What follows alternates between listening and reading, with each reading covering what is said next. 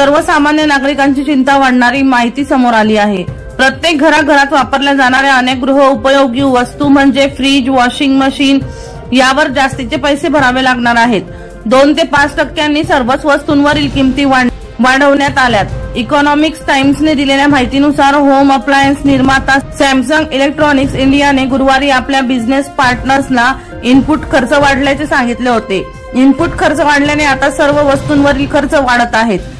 हॅवेल्सचे व्यवस्थापकीय संचालक अनिल राय गुप्ता यांनी माध्यमांना दिलेल्या माहितीनुसार गेल्या तिमाहीत तांबे, अॅल्युमिनियमच्या किमती वाढल्या आहेत। परिणामी एअर कंडिशनर आणि रेफ्रिजरेटरच्या किमती सुद्धा 5 ते 60% वाढताना दिसत आहेत। रेफ्रिजरेटर, वॉशिंग मशीन, मायक्रोवेव्ह यासह अन्य इलेक्ट्रिक वस्तूंवरील किमतींमध्ये 2 ते 5% वाढ होत आहे। महागाईचा भडका उडाल्याने सामान्यांच्या खिशाला याने कात्री लागताना दिसते।